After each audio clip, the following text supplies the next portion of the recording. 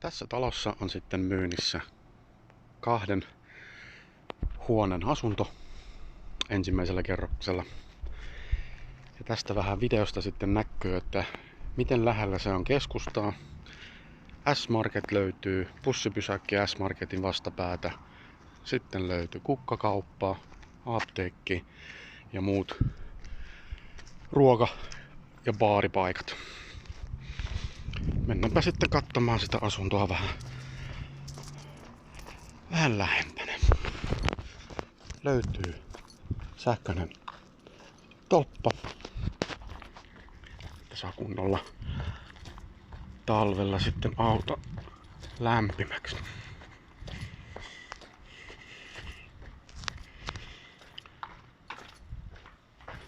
Tässä sitten on vähän portaita.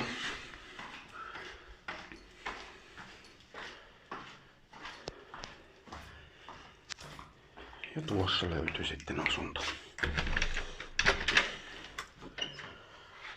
No niin. Eteisessä sitten runsaasti kaappeja.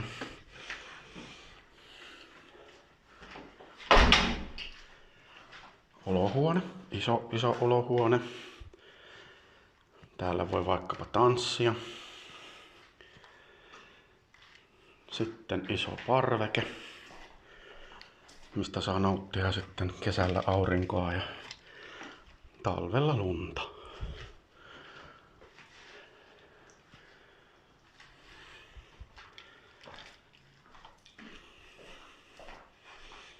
Tässä sitten löytyy makuuhuone.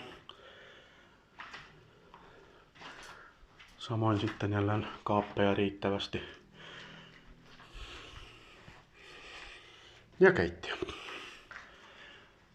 Putkiremontti talossa on tehty, eli sitä huolta ei ole. Ruokapöytää löytyy ja kaappeja jälleen runsasti joka paikassa. Astiapesukone, liesi. Kaikki mitä tarvitsee elämään. Ja vessakin löytyy tosta meiltä. Missä on sitten pesukone, suihku.